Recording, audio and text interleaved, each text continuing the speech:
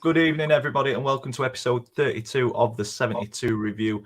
I'm joined by the usual culprits in this one. It is Jake, Lee, and Ian. We'll start with Jake. Let everybody watching know who you are, what you do, and why you do it, mate.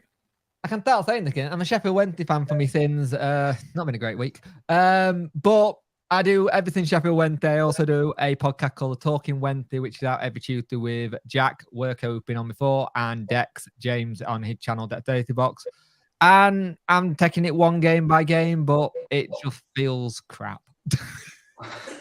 I think this is going to be a therapy session more than what it's been in previous weeks for all of us, because it's been a tough old time, hasn't it? We'll move around the screen. We'll move to Ian. Let the viewers know who you are, what you do, and why you do it, mate. Hello, my name's Ian. I'm a 61-year-old Miller season ticket holder, Rotherham United.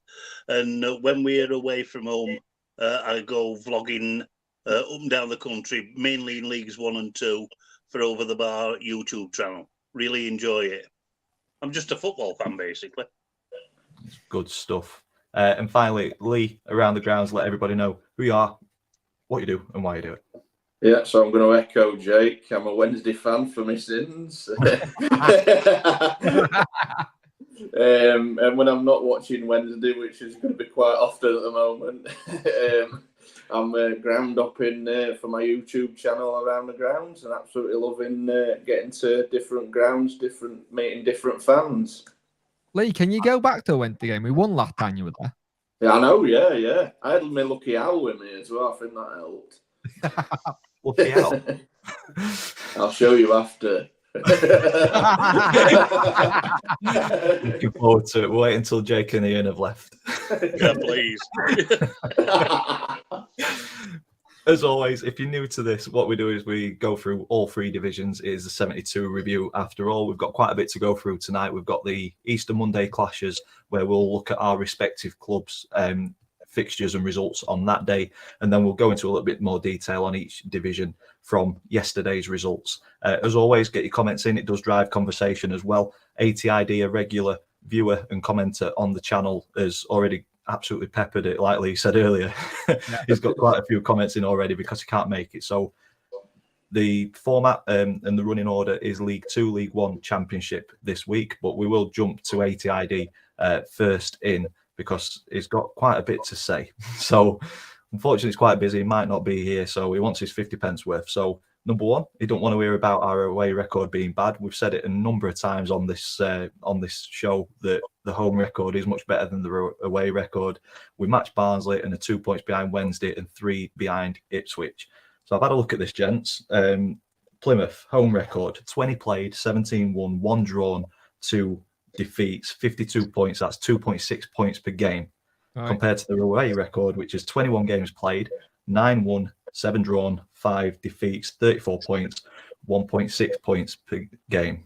Have we been a little bit harsh saying that they're poor away? I think we have, yeah. We have been a little bit. Away record, that really. Away record ain't bad, and to be fair, you need that good balance of away and home. It seems like they've managed it. I think it's just very difficult when how good their home record is. Yeah, the away record looks worse than it actually is. I mean, to get 52 points at home compared to 34 away, there is a big gulf, isn't there, compared to away? But yeah, but it's still a decent away record, that. Yeah, I'd take 34 points away from home, definitely. So, yeah. Sorry, ATID. I think we have all been pretty harsh on your away record, but yeah, we've got 16 points away from home in Championship, but we've won 2, drawn 10, and lost 9 away from home. So you know how we set up away. Yeah. ATID goes on to say, can't brag about Wednesday's demise as we still have Burton to play at home park. So yeah, we'll move on to Burton Wednesday a little later on in the show. It's going down to the wire. We might even be the final kick of one of our games. Ipswich at Barnsley, which is a massive game. We have relegation candidates fighting for everything on Wednesday. A Wednesday. Yep. Can't agree any more than that. He says Niall Ennis is a better Ryan Hardy as well. And then his final comment said, one team in Devon, F the shitty. So I think he might be on about Exeter there. Yeah, I've got Exeter Plymouth down as one that we will be talking about later on in the show. We've got quite a lot of other comments coming in as well. We've got Noah. Hello, good evening. Long lives respectively to our Nations League of 72, which are below corrupted First Division football. Good friends. There we go. We'll take that. Fair enough.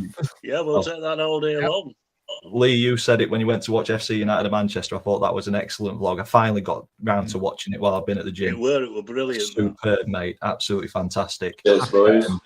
Yeah, also, football. congratulations for 1,500. I've never known someone grow faster. You're doing it a minute. Thanks, mate. Cheers for that. Be too I'll take big it for us. from you then. That's a good thing. Yeah, next couple of weeks, if you don't see Lee, he's got too big and he's gone elsewhere. No, In a couple of never weeks, he's doing games in Dortmund with Fogden. Don't you dare. T Tykes in the chat as well. Barnsley second, telling you beat Ipswich next week and it's all ours. I think that'd be a massive result for the top of the table. I'm going to that. And the fact that it's at Oakwell too makes a big difference. Yeah. We've got Harvey as well. What are Lee's thoughts on Bradford fans after he watched a few times? We will go to Bradford at Rochdale when we get on to League Two. Hope Doncaster Rovers finish mid-table at least. I think we will. I think that's it for us this season. Callum said, don't do Norwich today. We'll avoid them just for you, Callum. It wasn't a good result Friday night, for sure. We've got Nat in. Good evening, gentlemen. Good evening, Nat. Neil as well. Right, good evening. Neil. Callum as well. Good evening. So I think we've got a few in today. Yeah, chat's gone absolutely mental in the first 7 minutes. 24 watching, like it, share it, get it out there so people come and watch us ramble on about football. So with that being said, let's get on to League Two. Get my banner on. And we will start with a disappointing result for Donny on Easter Monday against Grimsby. It was a decent start. Aidan Barlow, a fantastic goal, a curling effort, and I thought we were onto something good. Danny Schofield changed the style a little bit. We weren't playing out from the back. We looked a little bit more positive, but from 45 minutes onwards, we just set up really defensively. And 70 minutes, up to 70 minutes, I thought we contained them pretty well. We were coming under quite a lot of pressure, but we were just dropping deeper and deeper and deeper. And I said it to the family, I've said it on the vlog, you could see that one goal would just completely flip it, and it did. 85th minute, we held out and then 9 minutes got added on, and Grimsby turned it around. And I think a draw would have been a fair result in this one, but we just crumbled when that first goal went in and just got deeper and deeper. And what's frustrating a lot of Rovers fans at the minute is the lack of foresight from Danny Schofield. It's kind of everybody seeing the game going in a certain direction, and no subs are getting made until it's too late. I mean, on this game, he brought on 2 players after their second goal. They're not going to impact the proceedings at all coming on that late. And I can understand that frustration with Danny Schofield, but I'm going to stick my neck out and say that I think we do need to give him time and patience. I think he needs a transfer window, get his own players in and see what we do next season. I think we've got to take into account that we're playing with a lot of injuries at the minute. And personally, I think performances have improved, not massively, but they have improved.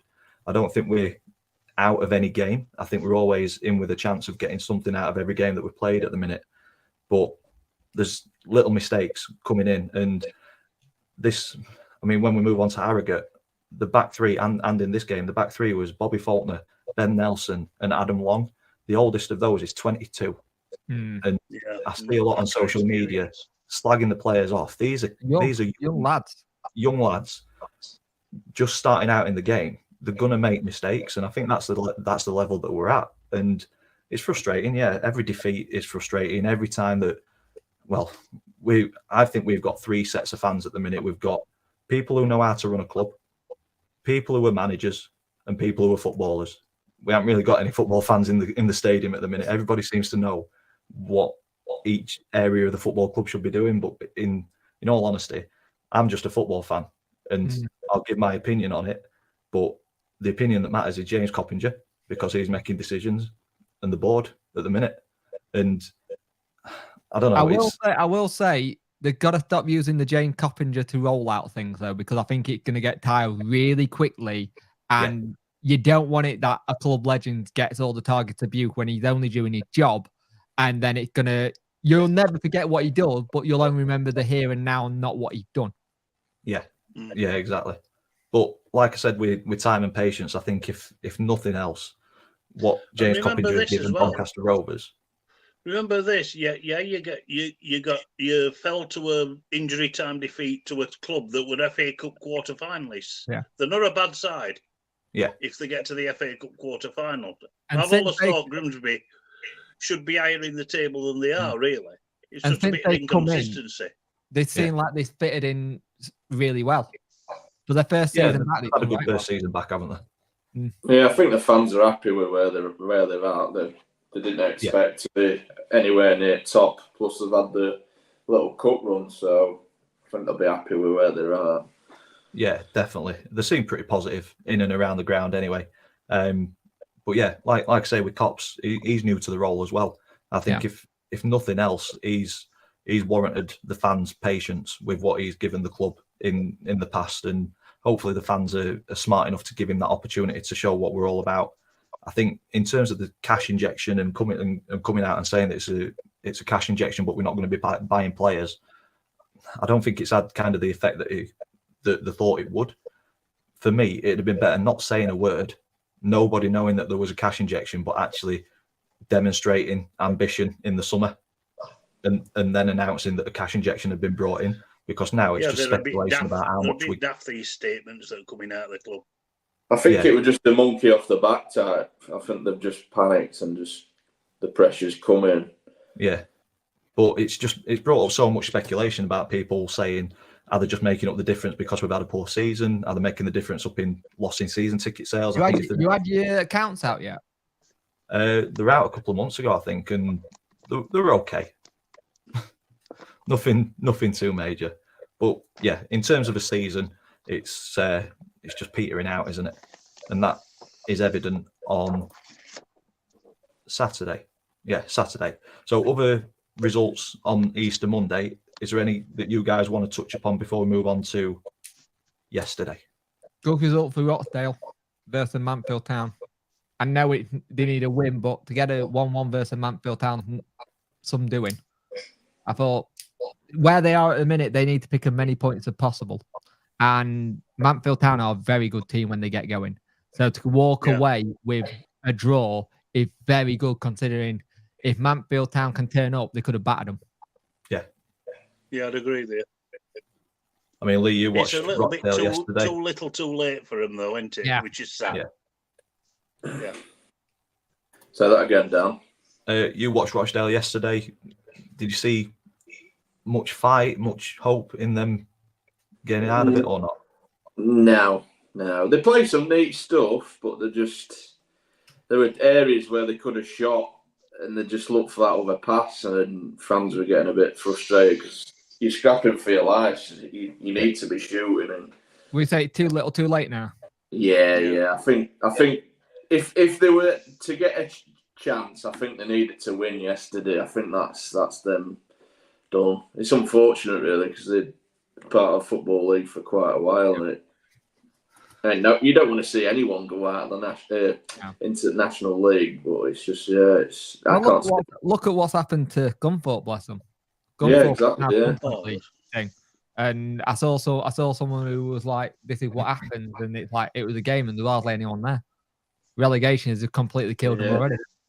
Yeah, it's not good, is it? When you consider that Scunthorpe played Rotherham in the 2018 League One playoff semi-final, so there were 2 games away from the championship. It just shows you how clubs can sink so quickly. Yeah. In 5 years. On that though, there is clubs that rise pretty rapidly as well. I mean, we'll get onto one in Luton when we get to the championship. They were in a mess a while back, weren't they? And you've only got to look at Stockport in League Two. They were in the mire financially, all sorts of goings off on the pitch. They've turned it around back in the Football League, and they're absolutely. And also, they were in the National League North as well, weren't they? Yeah. Stockport. Yeah, so it's not all lost, is it? Even if you do drop that far down. If you can get it right and come back, you can do well. Yeah.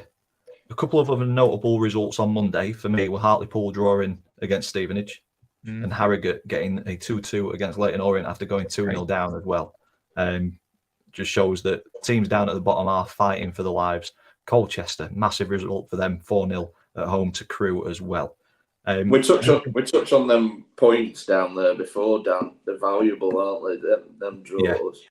Yeah, single points down there could be the Look difference. at the Crawley Town result yesterday, 2-1. Yeah. Crawley result. Yeah. Well, look, they're fighting for their lives, aren't they?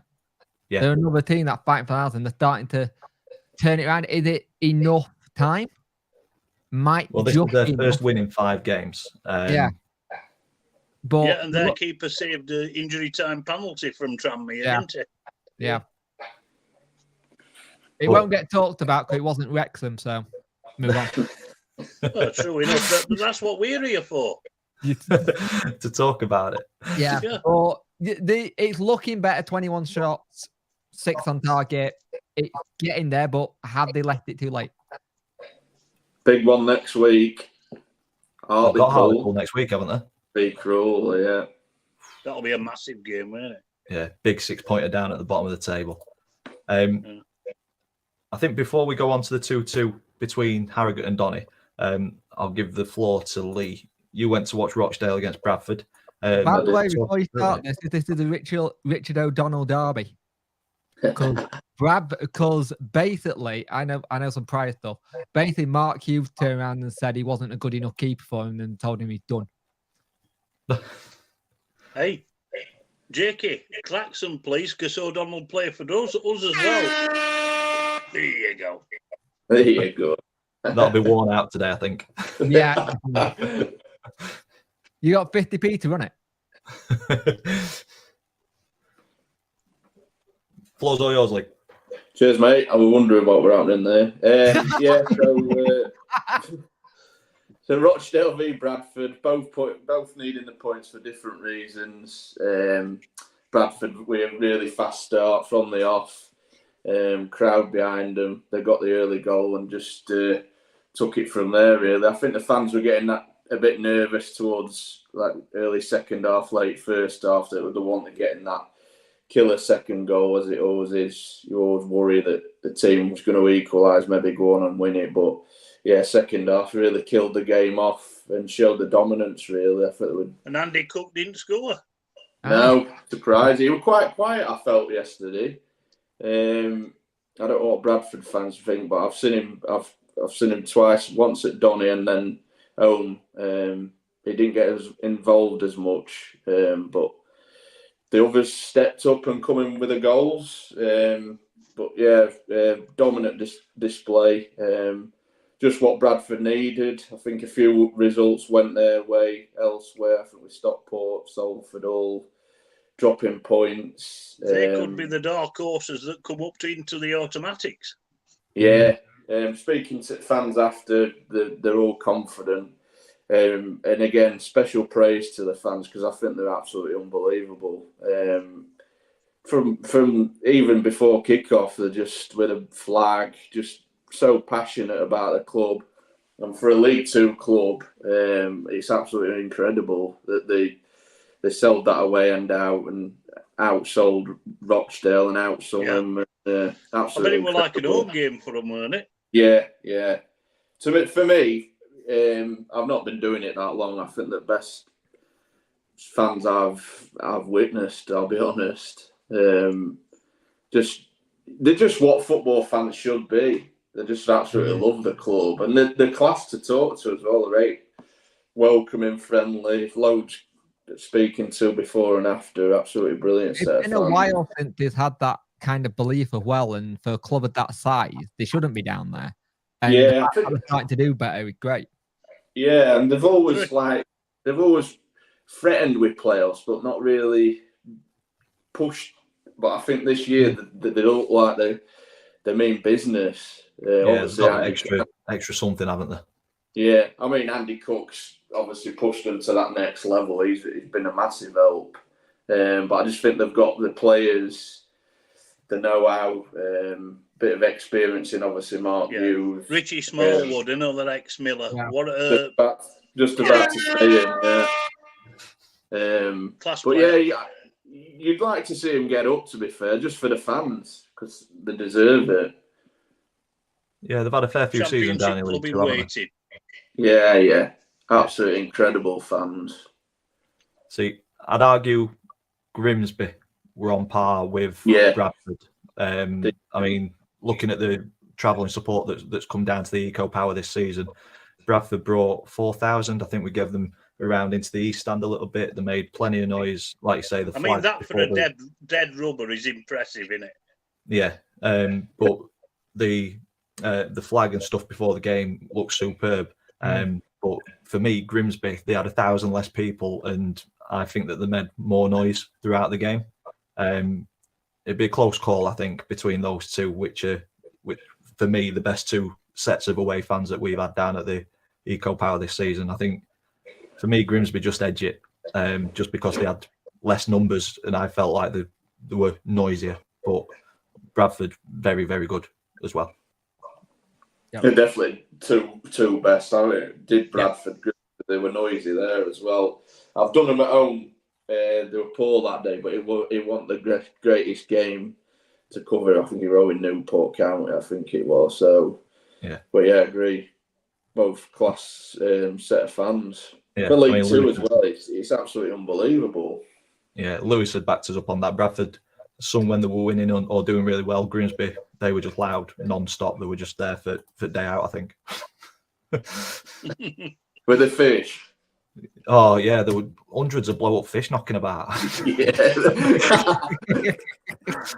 Whoever owns that company who sells blow-up fish, they're absolutely minted this season, I tell you. I nearly bought one in Club Shop just for souvenir for behind here. You should have done. Yeah, you should have done. Start like a souvenir backdrop. Oh, you got to do that. You got to do a souvenir shelf. I'll tell you one thing though. I'm touching on something else. I think Bradford City's mascot's best. He absolutely gets involved. Yeah, it's quality. When they scored the first goal, he roughed out, took slangy in it. Oh, wow. Come on, lad. That's what you want from mascots, isn't it? Yeah. I don't know why they don't do it anymore, but Donny Dog used to like go to away games and go and cock its leg up on posts and stuff. They don't do it anymore. You remember back in the day when the mascot used to have the races? And they used to do an annual thing where they race them. It was awesome. Oh, yeah. Should bring it back. Mascot races. Let's get it going. Yeah, but we'd be cheating. We technically got 2.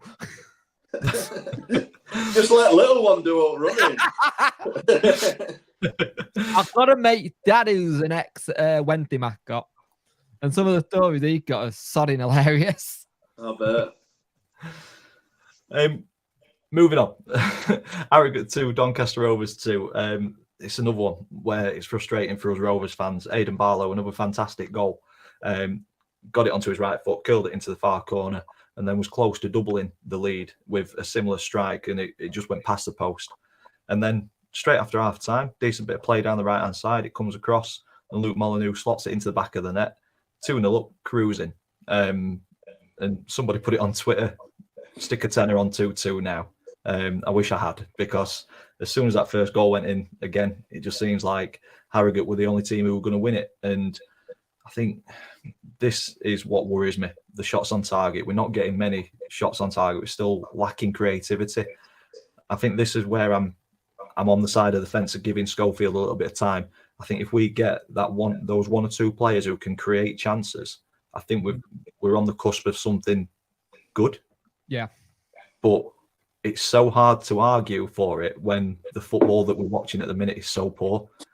But I don't know. I've kind of run out of words to say on backing up the club and Danny. I know how I feel. I want him to be given an opportunity. I'm in the minority at the minute, and that worries me that the club are going to take the majority's noise and make a decision and possibly miss out on. Yeah, and I get it, because we could be losing a generation of fans at the minute who won't come back. So I completely get it. But for me, it didn't work under Butler, and we pulled the trigger early. Wellens pulled the trigger early. It wasn't working. Look at him now. McSheffrey pulled the trigger early, but if in fairness, he's probably had a better season this season than what Danny Schofield's had. So if we pull the trigger early on Danny, it's repeating the same thing over and over again. I think we just need to give him that opportunity to get some players in. Keep affording to pay managers off. Yeah. I think you've got to give results were better than Schofield's. They were, yeah. And you've got to give him transfer window, sure. Yeah, at least. Like Lewis says, he got some rate abuse. Oh, I dipped out there. Is everybody still here? Yeah. Sorry, I dipped out there a little bit. But yeah, he got some dogs abuse with the fans being directly behind him. Can't have been nice. But yeah, we've thrown away a 2-goal lead, which is gonna get some stick, isn't he? Mm. Unfortunately, yeah. Yeah, but we've got Stevenage Tuesday, Newport next week, Colchester the week after, and then we finish at Walsall. So you'll get some points there, Dan. We should, because Walsall are on their arse. Yeah. But you notice though, Ian, when teams are on their arse versus Donny, step up Donny Rovers, they turn into world beaters. We're a gift. Yeah, it has been the case, hasn't it? Yeah. Is there any other games in League Two that you guys want to touch upon before we look at the table and move on to League One? Well, yeah, Gillingham Stockport. It's all yours, mate. I mean, the Priestfield now is a really tough place to go, and even the top teams can't guarantee 3 points there now. So I know I've said it before, but I reiterate what I said about Neil Harris. What a job he's done there, and what a little bit of a cash injection can do for a football club, because Gillingham were on the way to the National League. They weren't even fighting either, were they, at the start of the season? No, they weren't. No, they were just getting hammered every week. The only person who was fighting was the gaffer, trying to get it done. But no, great turnaround, and can't wish it on a better content creator in Matt, because he stuck with them through thin, and hopefully he gets the reward for that next season. I'll tell you this much: I think they might go close next season. Yeah, I'd agree with you. Yeah. Any other fixtures that we want to talk about before we have a look at the table? Oh, Colchester beating Salford at Salford, which was a surprise. Salford doing their old trick every season. Yep. That is wasteful, though, isn't it? 26 shots, only 3 on target. Yeah. It's because I'm back. No wonder Sky's dropped them. Well, they dropped them because they can't have Gary Neville on all the time, turning around how good they are when they're crap. Yeah. Did you see? I don't know if you've seen it on Twitter. Somebody's put together a montage of the Salford iFollow commentator complaining about how Colchester just cheated the way to a win. Yeah, he was like, I'm not salty, but they've cheated the way to this win. Not salty. No. It's the dark arts, isn't it, sometimes? So moving on to the table, I think we've said that it's probably a little bit too late for Rochdale. Yeah. They had a little bit of a resurgence with the 2 wins and draw, which kept them in touching distance. But yeah, I think that gap's too big now. I don't know about you guys. Would you agree with that? I'd agree. Yeah. And I think it's between Crawley and Hartlepool for the second spot.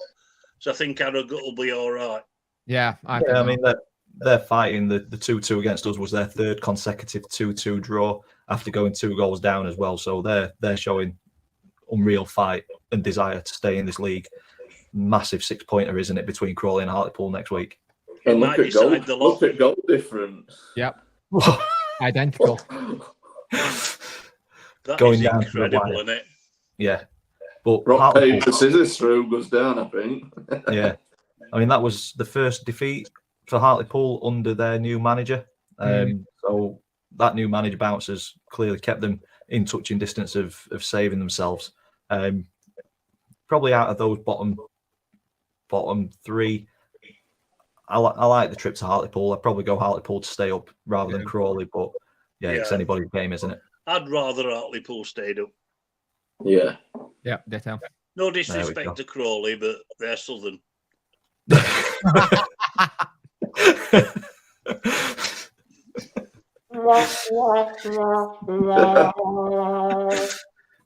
72 review, but we are all Northern lads, so there Yeah. is a bit of bias. Only tongue in cheek there. Moving towards the top of the table, Leyton Orient are all but champions, aren't they? Look at bloody hell, 4, 5, and 6, 71 points. Carlisle top That's point, unbelievable, a point between them in goal difference. Jeez. Crazily close at the top of the table. Stockport play Carlisle on Tuesday as well, so that's a massive game at the top of the table, and it gives Stevenage an opportunity when they beat us to pull away from them. Top 7. Do you think Salford could break into that, or do you reckon they're going to do what Salford do? I think they're going to do what Salford do best. To be honest, I think Mansfield should sneak that 7th. Should. Yeah, I've top 7, I think, as is. Salford's just Salford, aren't they? They just blow up every time. I didn't think they'd do it this year. They were picking it up. They just tailed off a bit on that. Yeah, I think someone in chat said pick your top 4 each year's. Top 4. Leyton Orient, Northampton, Bradford. I think Stockport will win the playoffs. Ooh. Yeah. If it goes on 4, Bradford might well get 3rd. Yeah. Yeah. Yeah, I think I'm same as you, Dan. I think Orient, Northampton, Stockport, and Bradford. Yeah. Ditto. There we go. Lovely stuff. All in agreement. That doesn't always happen. No, it don't. Moving on to League One. Let's get this banner sorted. And we will start with a positive for Sheffield Wednesday. First win in a while. Lee or Jake, whichever one wants to take it. You do it, Lee. Unfortunately, whoever takes this one, the other will have Burton. Yeah. Seems like Jake really wants to do Burton. I don't want to do Burton, but No, get a game we needed to win to get back on the winning trail. Started the game well, fast, got at them. Exactly what the fans really craved, because I was really worried that we won't get that early goal and fans would start really getting on the backs, obviously with the run of games beforehand.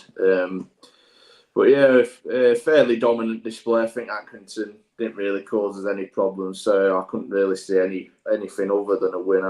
I'd have probably chucked myself under a car if I'd have not won this one, if I'm honest. Because but again, even though we won, 17 shots, 6 on target, not good enough. Yeah, I agree. You ought to have been at New York Stadium yesterday. But no, the win we needed. Obviously, in hindsight now, we thought we'd turned a corner back to the top of the league with results going our way. But Wednesdays bite you in the arse when you least expect, I guess.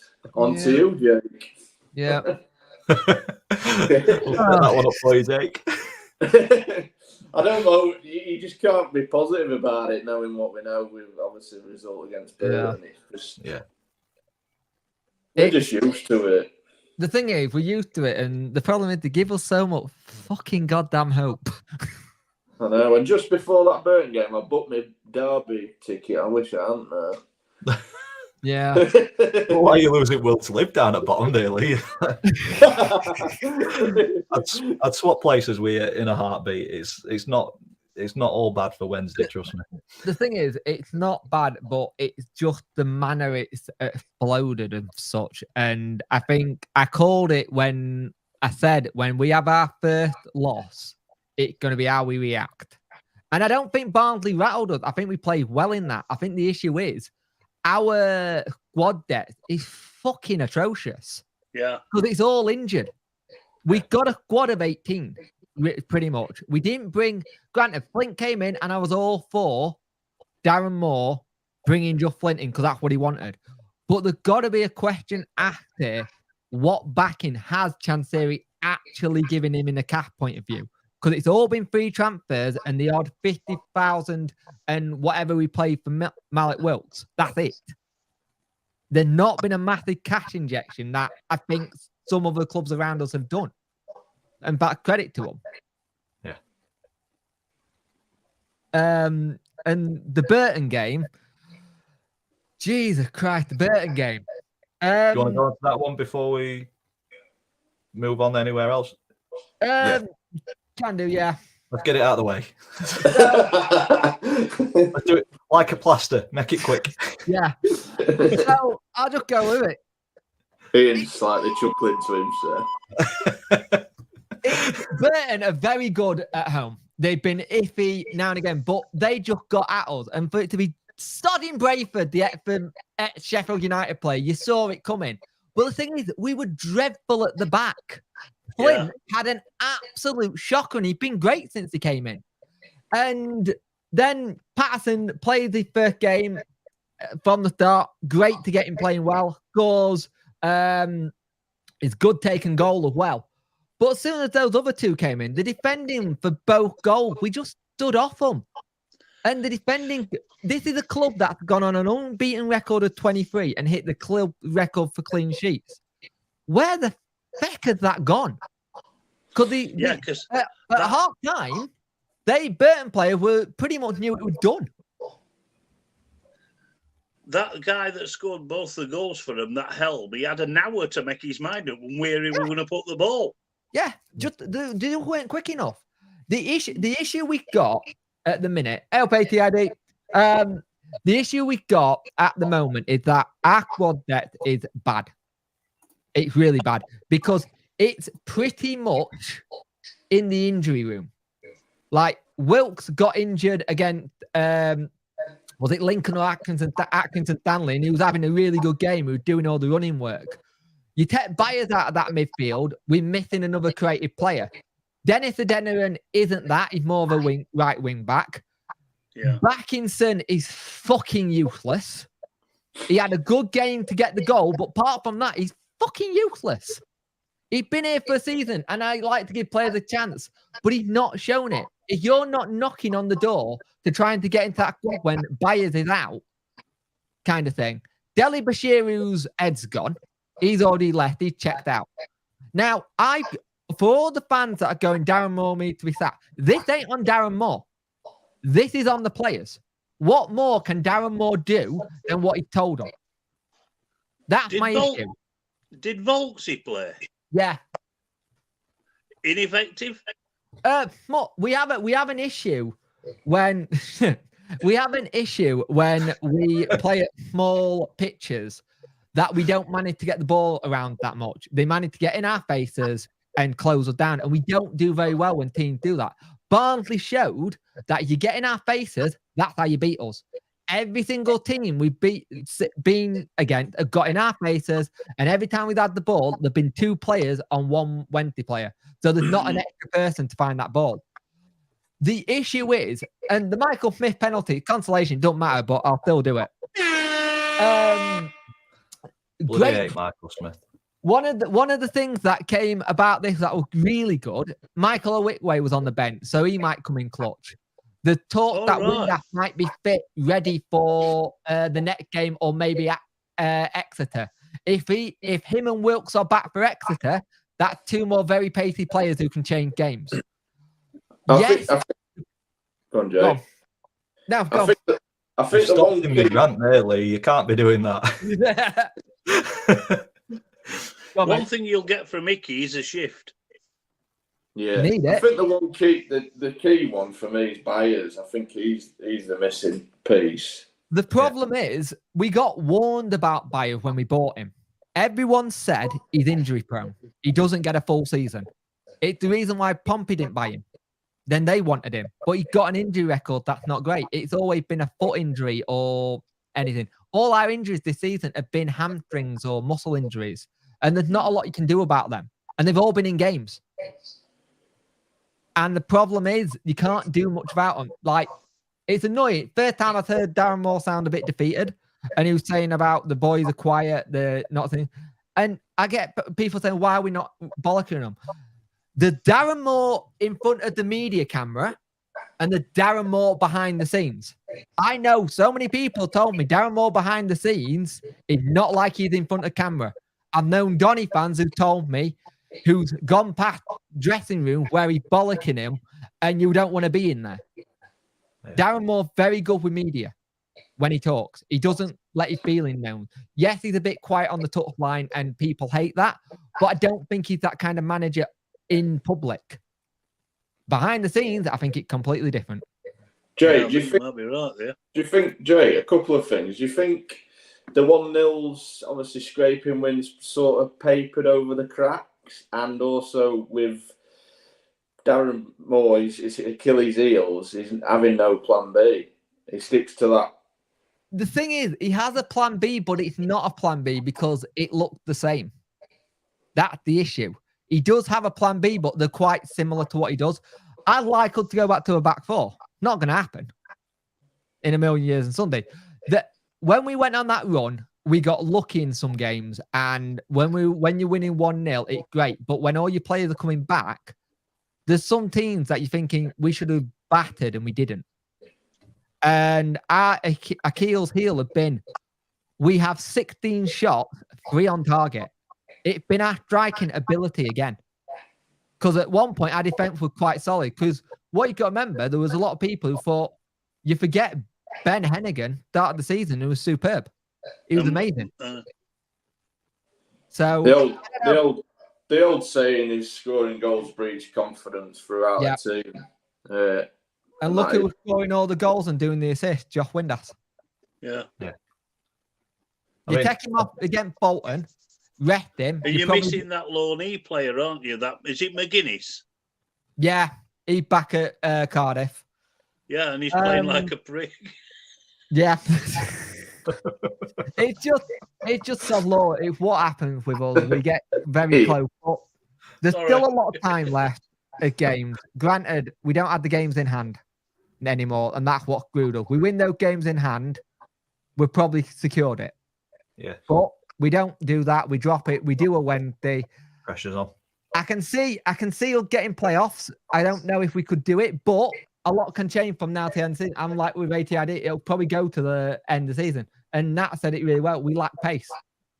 We got too much of an experienced squad, which I wanted an experienced and young squad, and we haven't got it. I think be up on automatics just yet, Jake. There's a lot of water to pass under the bridge. Can I stop now? I've done 2 therapy sessions this weekend, technically 3. I'll finish it off now, Jake. I think the one we're going to try and take a little positive out of this, Jake, is we've had a blow up now. So say if we do get in playoffs, which is guaranteed now, I think we are guaranteed playoffs. Yeah. We've done this now. Yeah. Can we reset and then go for... Yeah, but in my experience, playoffs get won by the team with the momentum. Cheers, Ian. Ian's relishing this a little bit too much, isn't it? I think the thing is, we are so used to being that team that catch up near the end. We're not used to it. We've always been the team that does well right near the end. And this season, we've had a dodgy front, a dodgy end at the minute, and then we've had a really good middle. Normally, we have a great start, dodgy middle, around January time, and a great end. Yeah. So round about the turn of the year, you looked unbeatable. Yeah.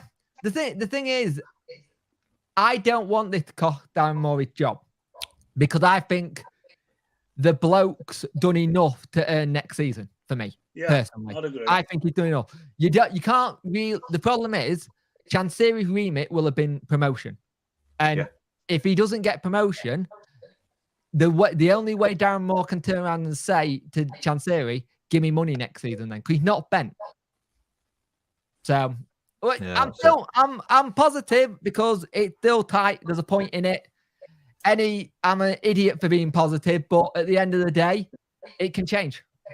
Unlike you spent like 10 minutes absolutely fuming and you finished by saying I'm positive. I've got to be, because if you're not, I'll be a miserable twat. Well, that's what I mean, these. let's face it, look at some of the surprise results yesterday. Cambridge beating Posh. Exactly. Who'd have thought that would have happened? There we go. I mean, that's It's a just like local magic derby here.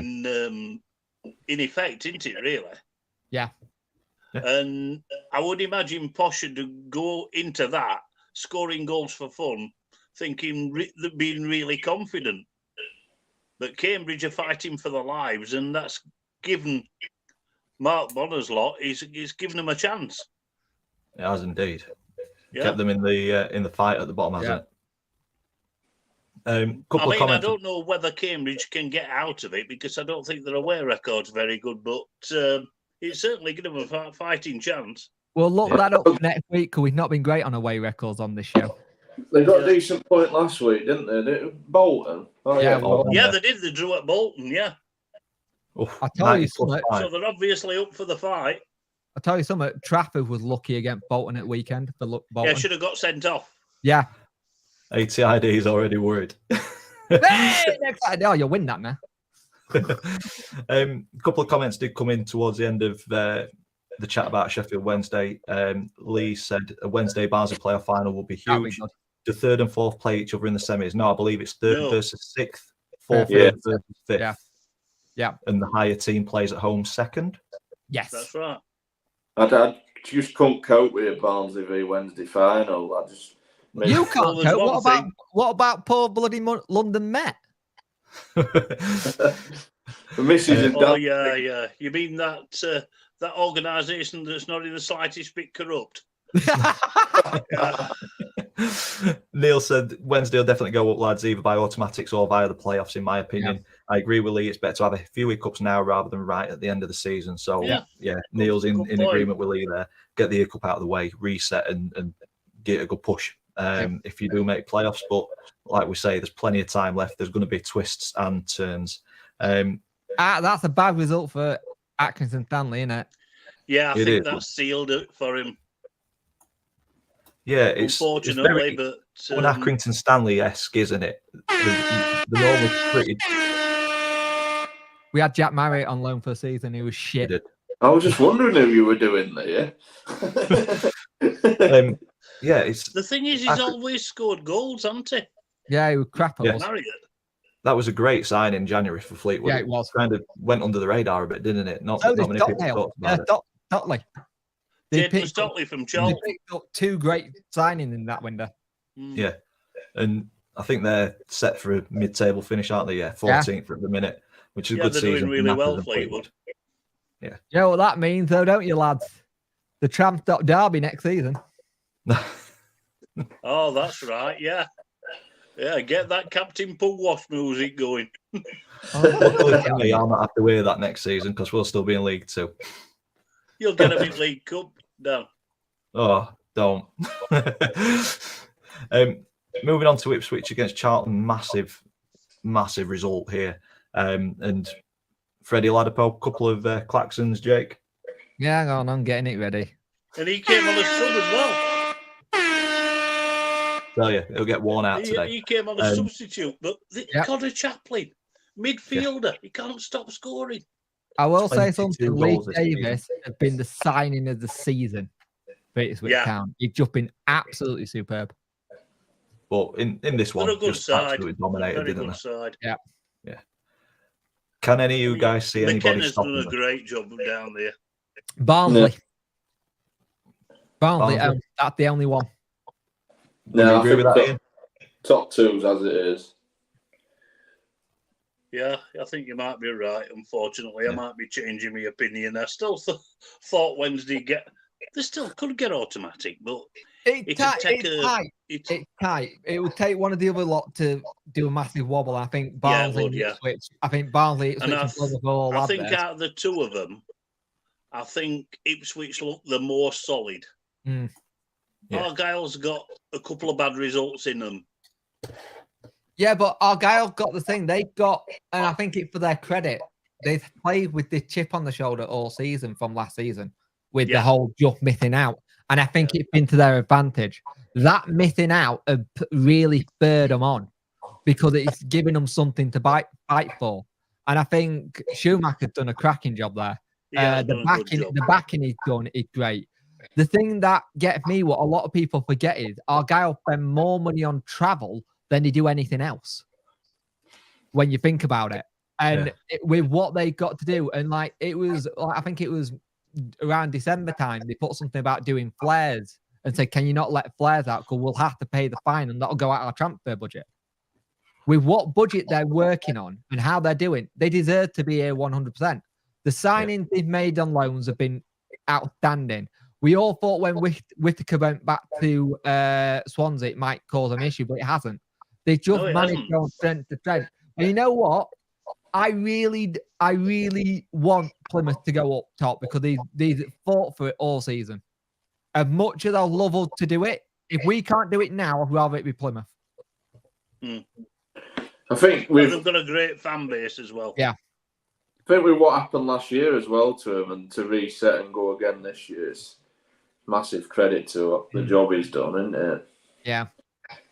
Yeah, because a lot of teams that go close seem to fall away the season after, don't they?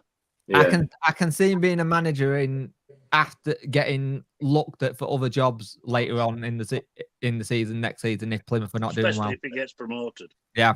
Yeah. I mean, you mentioned there, Ian, about teams getting close one season and then falling off the next. It's a bit like Oxford, really. They're always there or thereabouts, aren't they? Oxford are in trouble.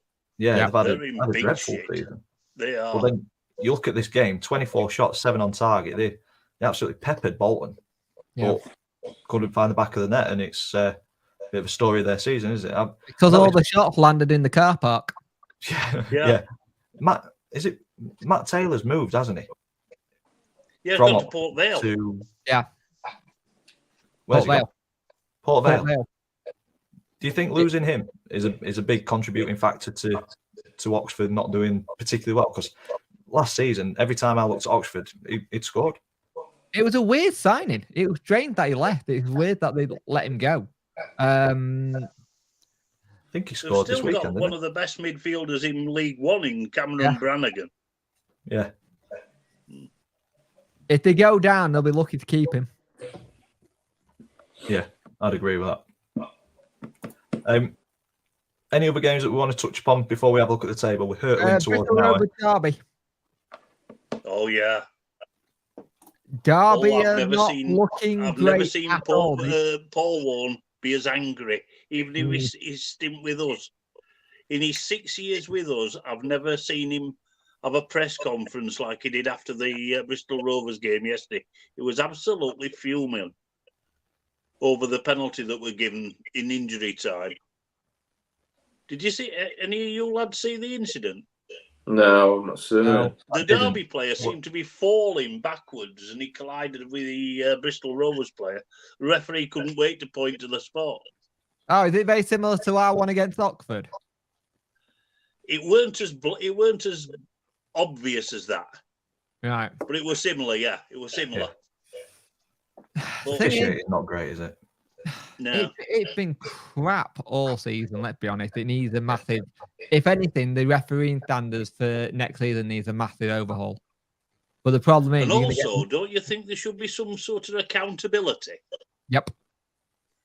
Because they can just ruin a season and then just walk away. Yeah. Well, look at what happened with the whole Ipswich thing. The referee for the Ipswich game was a Wednesday fan. So the Ipswich lot got in touch with the bloody lot to say you need to change that. It got a vested interest. It's like, what the hell does that do to the confidence of that ref? It goes, don't you fucking trust me? Yeah. Do you not think I can do a clean game? It's like, what's the point?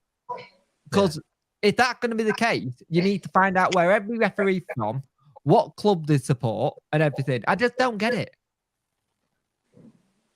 No, I think it's calling the bias into question, isn't it? Really? Yeah, but he's a good referee. Yeah. Is this such a thing? Yeah. ATID says we really need that finance referee review you lads promised. Yeah, it's coming in the summer. Yeah, I think that's a summer thing when obviously football's not happening. I think we'll get together. Give me a couple of weeks in the summer. If I've got a chance, I'll put a massive document together and you can all write in what you want and we'll have a massive long live stream. There we go. Promised. It Just will happen. remind me. So before we move on to the Championship, let's have a quick look at the table. Forest Green confirmed as relegated this weekend, I believe, or have I made that up? Yeah. Yeah. No, Yeah, they're relegated. no, they're down. They're down. Yeah. Officially, isn't it? Barnsley won and took them down. Yes. Knew I'd seen it So somewhere. League Two fans can look forward to the veggie burgers next season. You know what? If it falls on a weekend that I can do, I might go and sample them just to see what they're like. Any of you guys been to Forest Green? No. No? No, never been. I like meeting magpies. Apparently, it's a pig to get to. The bottom four consist of Accrington, Morecambe and Cambridge. Cambridge, 3 wins and a draw in their last 4 would give them a real good fighting chance of getting out of this, haven't it?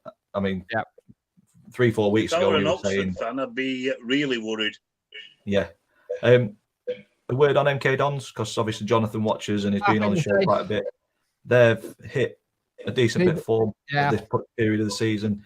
They're still not out of the woods, though, are they? Yeah, I think you're looking at the bottom 3 at the minute. Yeah. Although Morecambe had a fantastic win against Wickham. Did you see Cole Stockton's goal? Yeah, he suddenly decided to become good again, hasn't he? Yeah. Leaf MK Dons, do you think they're safe, or do you think they still should be slightly worried about their position? I think they should slightly be worried. I think Jonathan touched on Saturday's result felt like a defeat because they scored 97th minute. That man again, Alfie May. Sorry, yeah, I was a bit slow on the uptake then. I think, yeah, still definitely not out of the woods. No. But I agree. Say, out of MK Dons and Oxford, I think MK Dons can do it more than Oxford, don't you? I think a win for MK Dons next game, whoever they got, might pull them through. Yeah. Yeah. I think Cambridge and MK, they're showing fight. Oxford are just not. They're just on that downward spiral type. I don't think they've got a permanent manager in yet, have they? Who? Oxford. Yeah, they have. Have they? Yeah. Yeah, they've got Liam. Is it Manning or whatever? Oh, Liam Manning, yeah. Manning gone there because if you remember, Carl Robinson got replaced by him at MK, and now he's replaced him at Oxford. Yes. He's got a job on there. The thing is, look at MK Dons and Oxford. Where were they last season? Yeah, they were both in the top. They're both in the top 6 or 7, weren't they, for most of the season? Yeah, that's a good point. There is games in hand for Oxford, Cambridge, and Atkinson, and Forest Green, but it don't count. Lots of change down there, I think. It's safe to say that. Moving to the top of the table, this is where it does get very, very interesting for especially 2 people on this. It's still tight. Even with the games in hand, it's still tight. Like we've shown, you still got to win your games in hand. It shows, Jake, how fickle us Wednesday fans. I mean, like you say, we're still waiting a shout if they don't win their games. It's just, I don't know. We don't see Ipswich and Plymouth and Barnsley doing that, and Bolton. We don't see them not winning the games. That's the thing, because they're scoring for fun. Yeah. At one point, we were miles ahead on goal difference. Now look where Ipswich are. Well, a couple of 6-0s helps, doesn't it? It helps massively, doesn't it?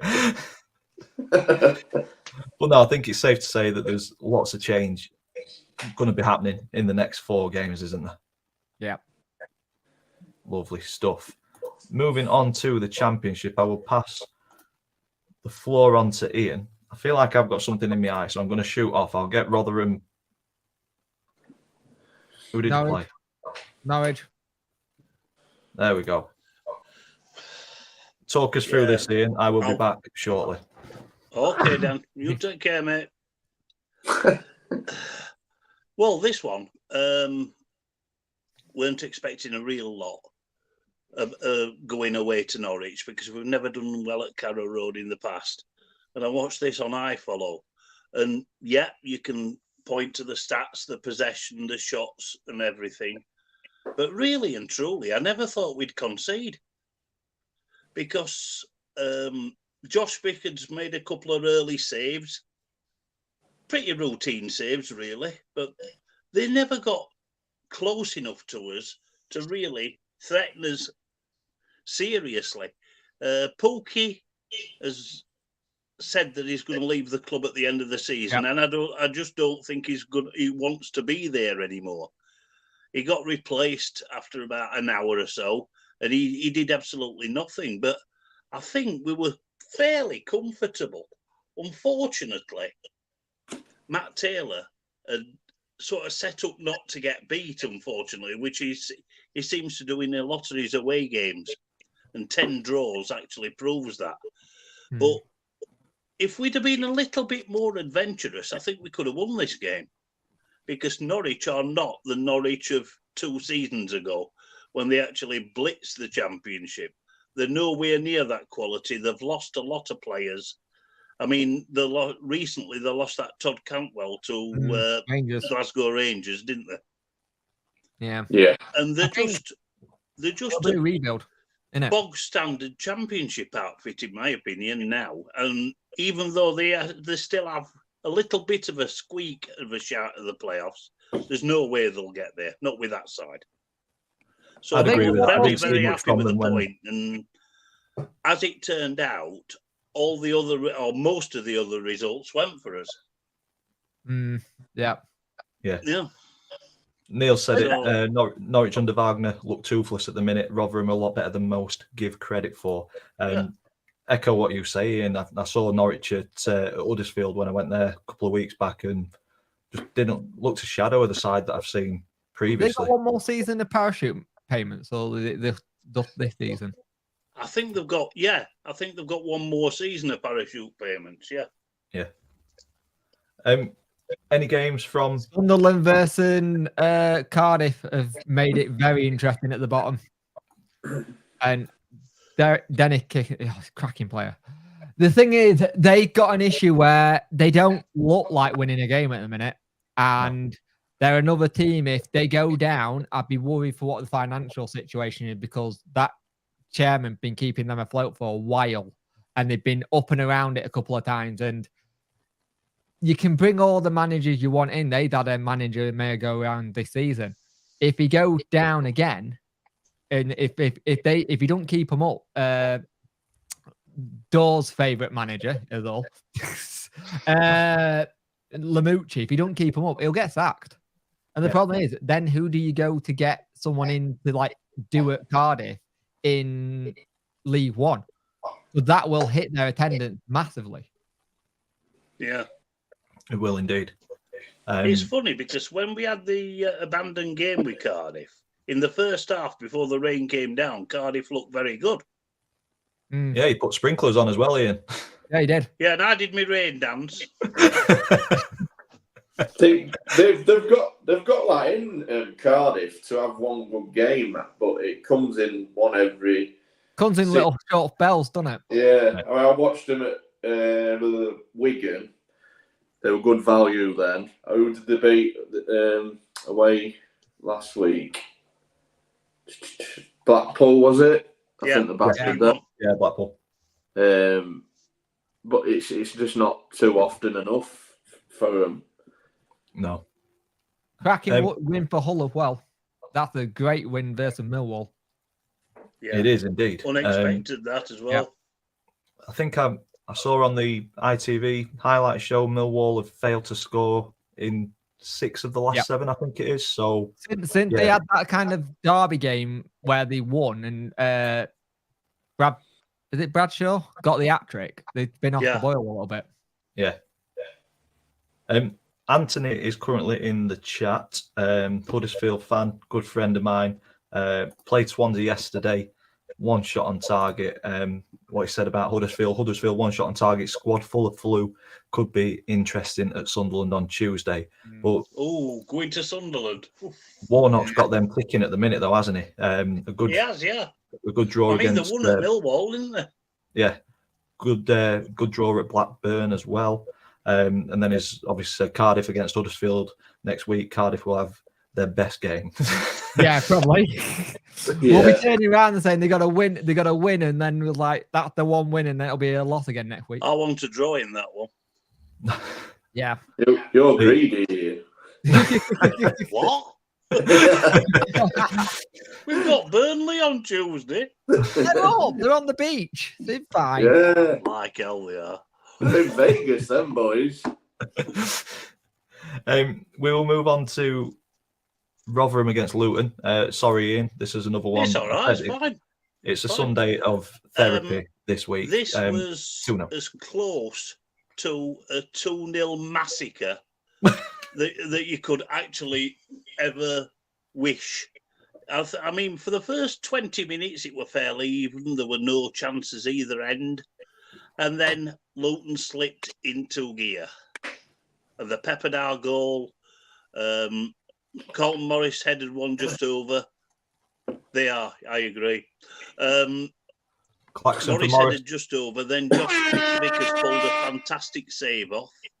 And he just delayed the inevitable. And they had a sort of like crossfield ball that were missed by Cameron Humphreys on the far post. Colton Morris controlled it, went past our defender like he weren't there, and just curled it in. Beautiful goal, 1-0. Yeah. And that was just on the stroke of half time. Of course, we were all a little deflated by that, but we thought we could come back second half and put a bit of an attacking show up. Wrong.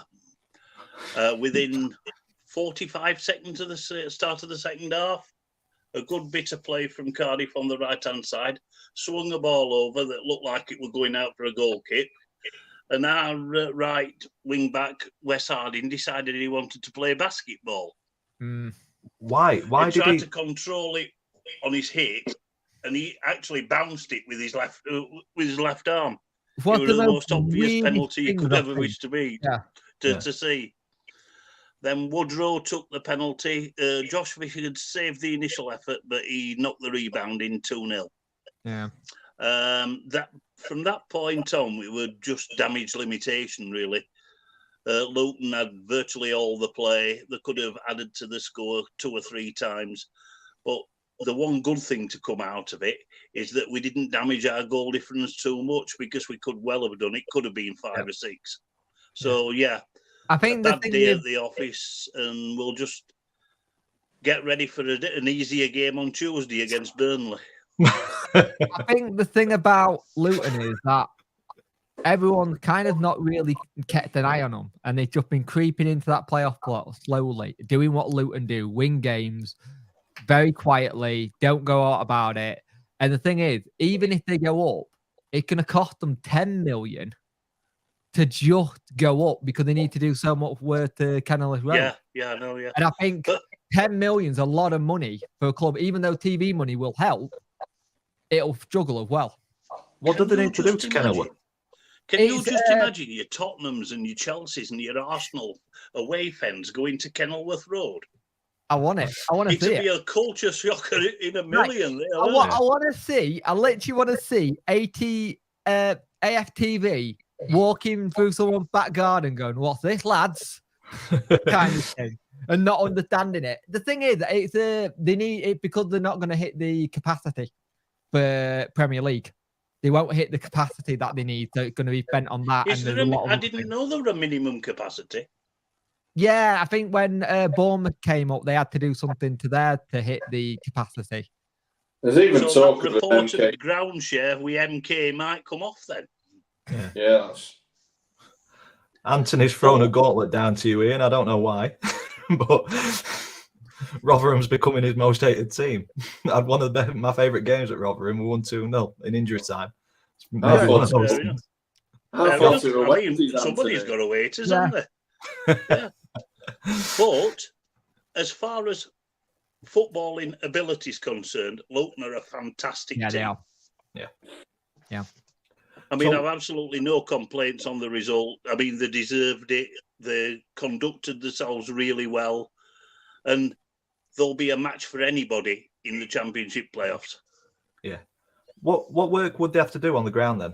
I think it's a mixture of capacity, VAR, obviously. That would have to be installed. Yeah. I think there'll be a ticketing thing that will need to get done as well. I think there's a lot of stuff that would need to be just to get through what the Premier League says is capable.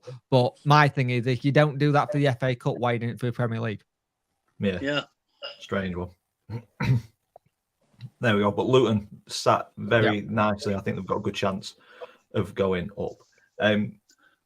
Any games that any of you guys want to talk? West Brom.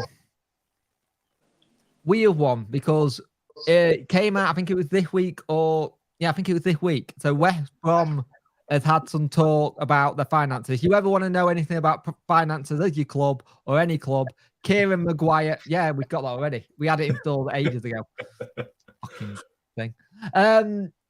But the That thing Guinness nearly went, mate.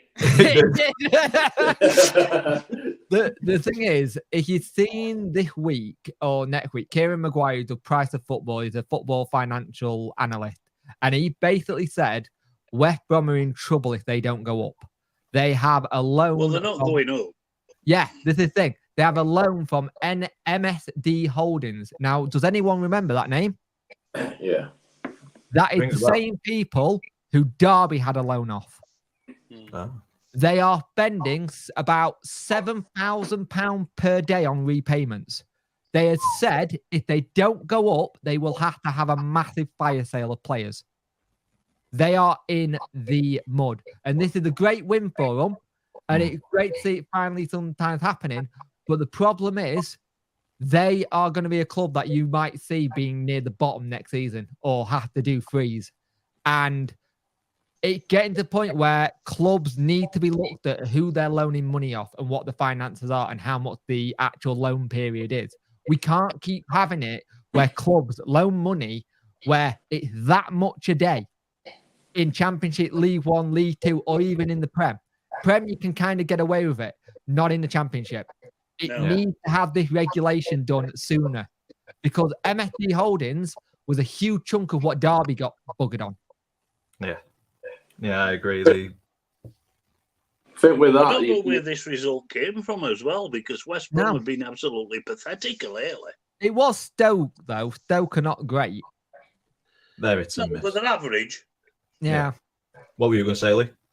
I think with that, you'd like with Luton, obviously underdog story, not spend much money. You like to see them do well. It just shows you don't have to chuck a boatload of money. If you've got that team spirit and work ethic, you can go far. And obviously Luton's showing that this season. I hate to give say that belief it, to every club, then, doesn't it? Yeah. I hate to say it. The season Sheffield United went up, they hardly spent anything. They had a very good team from League One. It added a little bit to it, and they managed to do well. And I think, I don't know about you guys, do you think we need to start bringing in a wage cap as well as financial fair play or whatever? I mean, I was just about to say, what's your thoughts on capping team to a top spend of each season? Same amount, not being astronomical, like a large. You mean like they do in like NFL and stuff? Yeah, similar to that, but just obviously so it don't ruin it too much. The problem is, how do you do that when a team comes down with parachute payments? Yeah, that's what they ought to get rid of. Yeah, but that'll never go because the Premier League won't vote on it. Yeah. But I think if you've got more regulation in there in terms of what the maximum spend is for each club from Premier League down to League Two or as far down as you want to go, there wouldn't be a requirement for parachute payments because that gap in theory shouldn't be there in terms of wages being spent. That parachute payments there to protect teams who have dropped down from Premier League paying stupid money and being able to still keep that squad without having to get rid of everybody and replace them with Championship players. So if the regulation was there, the parachute payments shouldn't really be needed. Say if Cardiff or Reading get relegated this season, which is possible, right? Yeah. It's about 8 to 9, maybe 10 million they're losing TV money. It's crazy money, isn't it? Yeah. But I think this is something that we should discuss definitely in the summer because I think we're all quite passionate about it. And it was a good win for West Brom. I don't know where it came from, like Ian said, though, because they've been absolutely useless. And also on mascots, do you know West Brom mascot is a fucking boiler? Yeah, they're sponsored by a boiler firm, aren't they? Yeah. I remember when I got my boiler fitted, I said, oh, it's the one that sponsors West Brom. He's like, what are you fucking on about? It's like, showed it, said, I've got to send it to our gaffer. Give me a minute. Please tell me it's called Billy. Oh, it's called Billy the boiler. It called me Baggy the Bird and Boiler Man, and it's some bloke who wears a bloody ideal boiler on the thing. It's Google it. Just Google it and put it on screen. It's hilarious. We will. So we're at an hour and 15. Let's get a few more games in and check the table and then round off. Lewis has come in saying, oh, wrong one. Coventry are doing good and have gone up the leagues well. They're doing fantastic. Considering they had a bad start due to the pitch being knackered due to the Commonwealth rugby, they've done really well. But I think they're underrated with how Mark Robin plays. He got them playing well, and each season he gets them playing well. QPR just look perfect. Yeah. Yeah, I mean... They can't buy a goal, no mind about a result, can they? No. Lee, have you got any pearls of wisdom? Last week you said Paul Ince was the next in line for the chop, and obviously he's gone this week at Reading. Do you think Ainsworth's safe? 1 minute. Kiss of death? Yeah. No, I think what helps him is a club legend. And he's only been there for 5 games? Yeah. One week though, is it 9 games? Yeah, I mean, it would be harsh to bloody sack him. But stranger things have happened. Look at Watford. He's next. Wilder. Wilder was talked about being sacked, and then they said, they put a statement out, we're not sacking him or anything. That's kiss of death. It comes to something when Watford have to put a club statement out saying they're not sacking the manager. Yeah. This is going to be a thing for next season, Lee. I'm going to put Mystic Meg music on the soundboard for when you have a prediction. Yeah. Right. Wilder goes 3 o'clock Thursday afternoon. Mystic Lee. Put your bet on there. Any more games, guys, before we have a look at the table and round off? No. Not really. No, not really. No, everybody's had enough. There we go. Oh, God, yeah. So looking at the table, Wigan, I think they've gone. They're down. They're done. I'm sure I've written down something. I haven't. Do they need to? Yes, I have. Wigan could officially be down if they fail to win midweek at Stoke, I believe it is. But they'll go and win that now. You watch. Yeah, but I think they're gone. That is one guarantee. Blackpool, I think Blackpool are all but down. Yeah, they've given themselves a chance with that win over Wigan this weekend, though. But that run of results shows to me that it's a flash in the pan. Everybody else, only 1 from 5. I think from Rotherham down. Right. Yeah. Yeah. Cardiff Huddersfield's a massive game coming up. Cardiff Rotherham, when that's replayed, is there a date for that yet? Yeah, there is. It's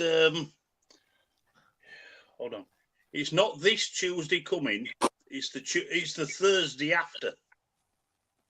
Not this Tuesday Sky have put it on. The 20th. 27th. 27th. Yeah. Because our game with Borough has been rearranged for the Monday night. Try. this show what me saying we aren't Ian. I don't know whether that's a compliment or not. But no, I think we're all in agreement. It's 1 of 5, isn't it, from Rotherham, Huddersfield, QPR, Cardiff, or Reading? I still don't think we are safe by any stretch of imagination, because we've got Burnley, then we've got Bristol City away, Cardiff home, Borough home, and then we finish the season at Wigan. I think you just stay up. Yeah. I don't care if it's goal difference, so long as we stay up. It's still a massive achievement for a club of our size. Talking about goal difference, that is a positive for you, mate. -10 compared to your closest competitor, Cardiff, on -16. So you've got 6 goals there, haven't you? It could work out to be like another point.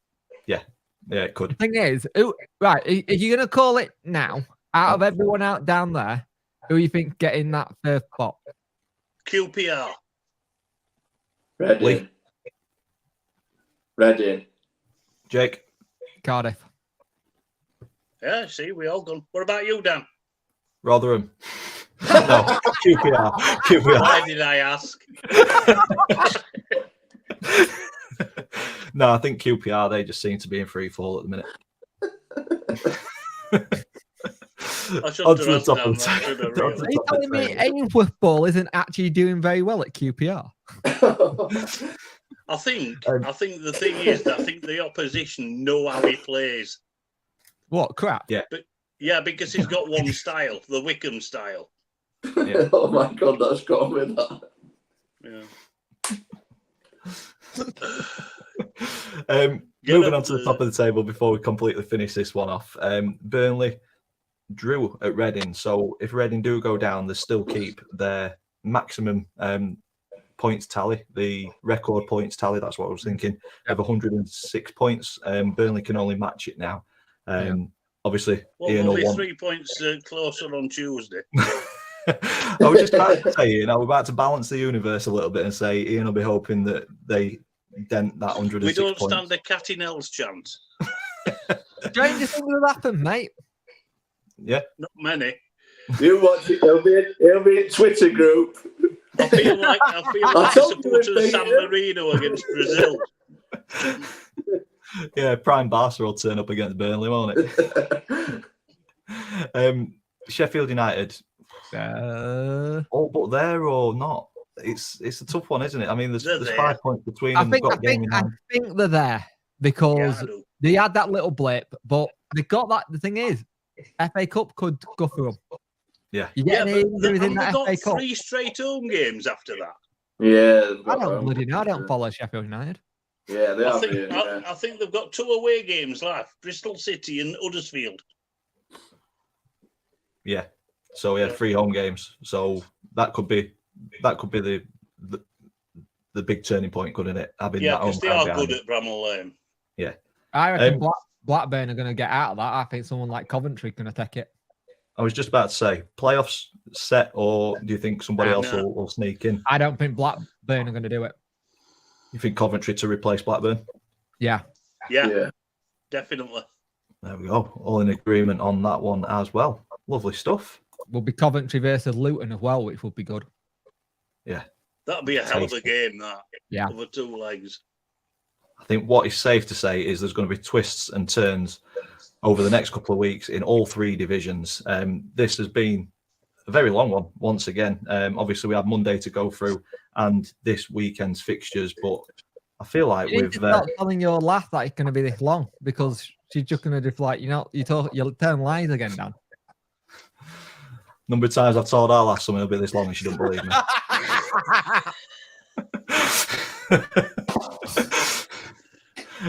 But no, we will finish that here. An hour and 22. It's decent. I want to thank everybody for joining us this Sunday and giving up a bit of your time to listen to us ramble football. And the chat has been on fire. The chat has been on fire, but it's also been spicy. I'd have to go in a bit and just say, keep it civil, lads. Yeah, we enjoy banter, but we want it to be respectful. That's what we're all about. And we want this to be a safe space for everybody to come into and have a go at each other, but it's all tongue in cheek. Ultimately, we're all football fans. We all follow our clubs. We all feel the same way about our clubs, and we just want to enjoy it. And this is what we do it for. And as long as you guys are enjoying it, we will continue to provide content. The one thing we can say that it doesn't do, it just gets harder and harder. It just keeps getting harder. I wonder who the hell that was, man. I'm thinking.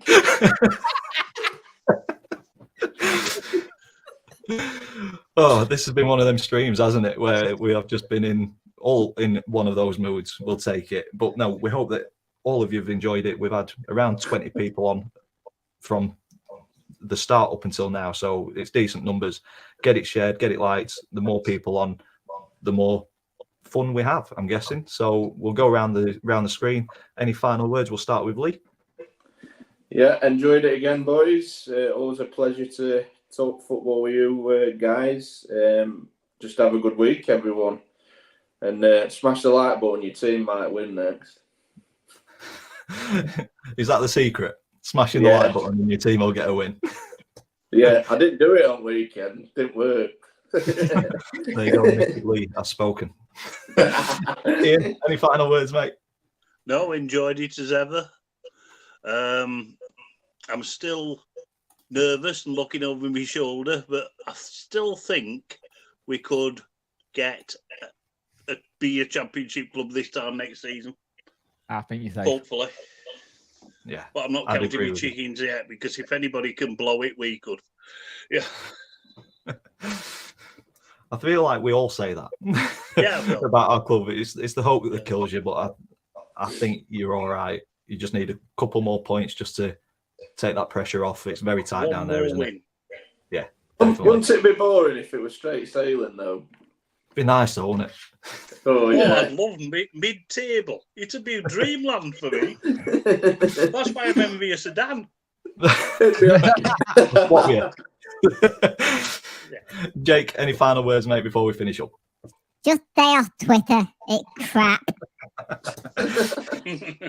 Nah, in all seriousness, just enjoy yourselves. Football gives us the highs, it gives us the lows, but at the end of the day, the fact that we can talk about it as 4 people who support 4 different clubs, well, 2 in Lee, but Lee's a ground upper. He goes here, there, and everywhere now. He's an FC United fan anyway. Yeah, exactly. Ooh.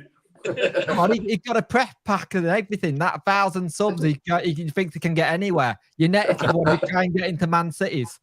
What I didn't tell you though, boys, I meant that. But all seriousness, it's always good to have a debrief after the weekend, and it become part of my routine, which I can't see it not being part of my routine anymore. Because it's about having a good chat with good mates and a good community that look after one each other, and that's all we have for. Spot on. Can't say it any better myself. So all I will say is thank you for spending a chunk of your Sunday evening watching the 72 review. We hope you all have a fantastic week. Follow these guys' socials, links in the description down below. Subscribe if you haven't already. That's all that's left for me to say is thank you for watching, and we will see you in the next one.